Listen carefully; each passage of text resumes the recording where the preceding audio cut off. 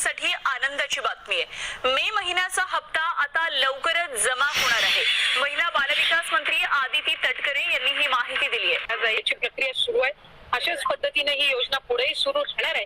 2100च्या बाबतीतली जी भूमिका आहे ती राज्याचे मुख्यमंत्री देवेंद्र फडणवीस साहेबांनी, अजितदादांनी, शिंदे साहेबांनी सुद्धा वेळोवेळी मांडलेली आहे। एखादी महत्वाकांक्षी योजना ज्यावेळेला आपण आणत असतो त्यावेळेला त्याचा योग्य तो निर्णय राज्याचे मुख्यमंत्री आणि महायुतीचं सरकार ज्यावेळेला घेईल त्यावेळेला विभागाच्या वतीने आम्ही ते निश्चितपणाने या ठिकाणी घोषित करू।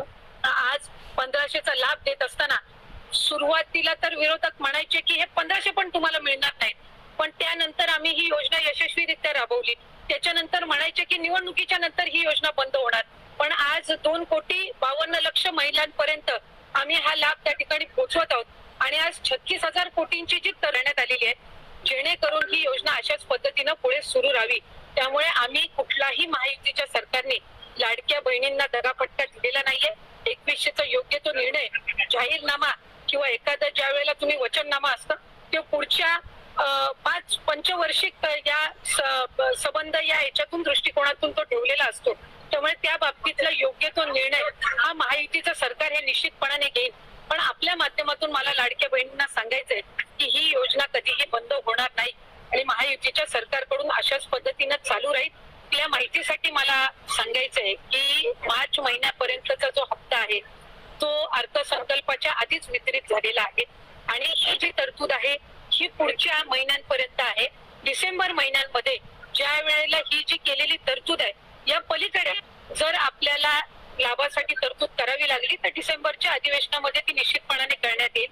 36,000 कोटींची तरतूद जी आहे, पहिल्या वर्षाची 3 महिन्याची तरतूद ती आधीच उपलब्ध करून दिलेली आहे। आता राहिले तुमचे 9 महिने आणि मग त्याच्यानंतर डिसेंबरच्या अधिवेशनामध्ये जर पुढच्या 3 महिन्यासाठी लागली तर त्या पद्धतीने ती पुरवणी मागण्यांमध्ये केली जात असते। त्यामुळे या योजनेला यशस्वीरित्या राबवण्यासाठी जी काही तरतुदीची गरज आहे दर महिन्याच्या लाभाकरिता ती या अर्थसंकल्पामध्ये झालेली आहे। झाल्यापासून आतापर्यंत किती महिलांनी स्वतःहून सोडलेले आहेत किंवा किती महिलांना वगळण्यात आलेल्या आहेत, त्याचबरोबर इतर ज्या योजना आहेत म्हणजे निराधार योजना असेल किंवा इतर योजना, या महिलांना या योजनेचा लाभ कशा पद्धतीने दिला जातो? जे टोटल रजिस्ट्रेशन विभागाकडे झालेलं होतं ते साधारणपणे 2,63,00,000 असं होतं, पण हे जुलै ऑगस्ट महिन्यापासूनच होतं आणि जुलै ऑगस्ट महिन्यापासूनच स्क्रुटिनीची जी प्रक्रिया आहे ती त्या ठिकाणी सुरू आहे आणि पात्र महिला ज्या आहेत, लाडक्या बहिणी ज्या आहेत त्या साधारणपणे 2,52,00,000 2,53,00,000 इतके त्या ठिकाणी असतात। आधार सीडिंग ज्यांचे अकाउंट झालेले आहेत त्यांना दर महिन्याचा लाभ वितरित होत असतो। नमो शेतकरी योजनेचा जे लाभ घेतात त्यांना नमो शेतकरीचे 1000 आणि मग वरचे जे 500 आहेत ते त्या ठिकाणी लाडक्या बहिणीच्या या तरतुदीतून मिळत असतात। संजय गांधी निराधार योजनेच्या ज्या लाभार्थी आहेत त्यांना 1500चा लाभ हा संजय गांधी निराधार योजनेतूनच मिळत असतो। त्याच्यामुळे या योजनेतून मिळण्याचं त्याच्यामध्ये काही कारण नाही।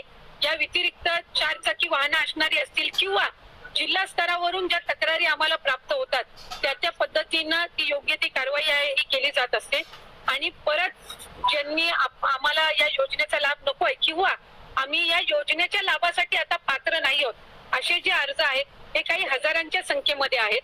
त्याच्यामुळे गेल्याही महिन्यात साधारणपणे 2,40,00,000 पेक्षा अधिक महिलांच्या खात्यामध्ये हा लाभ वितरित झालेला होता आणि यंदाच्याही महिन्यामध्ये साधारणपणे तितकाच आकडा आधार सीडिंग जसे जसे होत जातात त्यानुसार त्या पात्र भगिनींच्या खात्यामध्ये जमा होत आहे। एक आरोप विरोधकांचा असाही केला गेला, विधान परिषदेत सुद्धा चर्चा झाली की निकष आधीच ठरलेले होते, मग अंमलबजावणी करताना कुठे गडबड झाली का किंवा सरकारी तिजोरीचा पैसा नियमबाह्य वापरण्यात आला का त्याच्यासाठी, जर इतक्या महिला आता अपात्र होत असतील? नाही, एक तर मला आपल्या माध्यमातून स्पष्ट करायचंय की स्क्रुटिनी ही आम्ही सुरुवातीपासूनच करत आलेलो आहोत, याच्यामध्ये काही वेगळं नाहीये।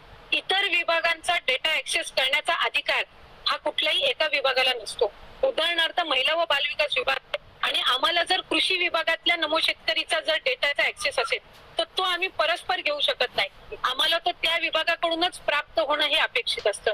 परिवहन विभागाकडून जर एखादा तुम्हाला डेटा हवा असेल तर तो तुम्हाला परिवहन विभागाकडूनच मिळेल, त्याला स्वतंत्र तो डेटा ऍक्सेस करण्याचा अधिकार हा कुठल्याही विभागाला किंवा महिला व बालविकास विभागालाही त्या ठिकाणी नसतो. त्यामुळे सुरुवातीपासून याची स्क्रुटिनी होत गेलेली आहे. मूळ 2,63,00,000पेक्षा अधिक रजिस्ट्रेशन झालेलं होतं आणि सुरुवातीपासूनच जर आपण बघितलं तर लाभार्थ्यांची संख्या ही 2,40,00,000 किंवा 2,50,00,000 2,52,00,000 इतकी राहिलेली आहे. याचा अर्थ असा की स्क्रुटिनीची प्रोसिजर सुरुवातीपासून चाललेली आहे. प्रत्येक विभागाकडनं जी आपण माहिती मागवतो त्याच्यामध्ये ऑक्टोबर, नोव्हेंबर, डिसेंबर महिना आचारसंहितेचा कालावधी होता. हा वगळता जशी जशी आमच्याकडे त्या विभागांकडनं माहिती येते त्या पद्धतीनं आम्ही ते पुढचं डीबीटी करायच्या आधी योग्य ती कारवाई असते ती करत असतो. त्यामुळे कुठल्याही पात्र जी निकषांमध्ये पात्र आहे एकही निकष न बदलता जी महिला पात्र आहे त्यांच्यावर अन्याय हा कधी या विभागाच्या किंवा महायुतीच्या सरकारकडून झालेला नाही. या काही नवीन गाईडलाईन्स नाहीये. ओरिजिनली सुद्धा या GR मध्ये नमूद करण्यात आलेल्या होत्या. ई-केवायसी साधारणपणे महाडीबीटी पोर्टलवर ज्या ज्या काही स्कीम्स राबवल्या जातात त्या सगळ्यांना ई-केवायसी ही प्रक्रिया फॉलो केली जात असते. साधारणपणे 91 अशा योजना आहेत ज्याच्यामध्ये ई-केवायसी हे त्या ठिकाणी रुटीन ही प्रोसिजर आहे आणि तीच लाडकी बहीण मध्ये पण आहे. फक्त ई-केवायसी राबवत असताना आपल्याला UDIची अधिकृतता घ्यावी लागते, ऑथोरायझेशन घ्यावं लागतं आणि त्याच्यासाठी साधारणपणे 118 बाबींची पूर्तता करावी लागते आणि या बाबींची पूर्तता केल्यानंतर ते ऑथोरायझेशन आपल्याला मिळत असतं आणि या संपूर्ण ऑथोरायझेशनला साधारणपणे 8 ते 9 महिन्याचा कालावधी लागत असतो. त्याच्यामुळे आम्ही ऑथोरायझेशन मिळण्यासाठीची प्रक्रिया ही 8-9 महिन्यांपासून सुरू केली आणि ती मिळाल्यानंतर आम्ही ई-केवायसीची प्रक्रिया ही सुरू केलेली आहे. ई-केवायसी मुळे ज्या लाभार्थी आहेत त्यांना अधिकचा फायदा होणार आहे कारण त्यांचं ई-केवायसी ऑथोरायझेशन झालं की त्यांना नियमित लाभ मिळणार आहे. म्हणजे या ज्या तक्रारी आहेत की 1 महिन्याचा लाभ मिळाला, दुसऱ्या महिन्याचा मिळायला विलंब झाला, तिसऱ्या महिन्याचा त्या ठिकाणी थांबला गेला, तर या सगळ्यामध्ये सरळता आणि त्याचबरोबर सुलभता ही त्या निमित्ताने येणार आहे. त्याच्यामुळे या 2-3 महिन्याच्या कालावधीमध्ये जे लाभार्थी आहेत त्यांनी ई-केवायसी करून घेणं आहे आणि याच्यातून त्यांना फक्त लाडकी बहीण योजनाच नाही तर शासनाच्या वेगवेगळ्या ज्या योजना आहेत ह्याचा सुद्धा पुढच्या कालावधीमध्ये लाभ होण्याच्या दृष्टिकोनातून हे महत्त्वपूर्ण आहे. राज्यातील सर्व लाडक्या बहिणींना खूप मोठी खुशखबर आलेली आहे. मे आणि जूनचा हप्ता आता लवकरच वितरित होणार आहे. 1 जूनपासून या दोन्ही हप्त्यांची 3,000 रुपयांची एकत्रित वाटप सुरुवात होणार आहे. अशा प्रकारची माहिती समोर आलेली आहे. शासनाला निधी उपलब्ध झालेला आहे आणि लवकरच 1 जूनपासून हा निधी सर्व लाडक्या बहिणींच्या खात्यामध्ये टाकण्यात येणार आहे. तसंच दुसरी खुशखबर अशी आहे ज्या बहिणींची KYC झालेली आहे त्यांच्यासाठी सुद्धा आहे की लाडकी बहीण योजनेमध्ये कोणत्याही पात्र लाडक्या बहिणींना आम्ही वंचित ठेवणार नाही आहोत.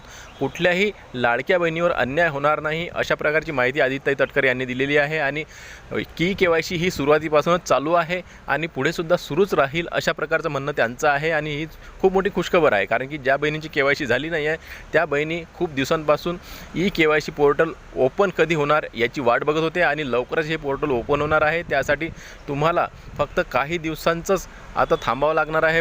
8 ते 15 दिवसांमध्ये हे पोर्टल नवीन पोर्टल उघडण्यास येणार आहे किंवा मग इतर अंगणवाडी सेविकाताई किंवा मग विभागाकडून तुमची पडताळणीसुद्धा होऊ शकते.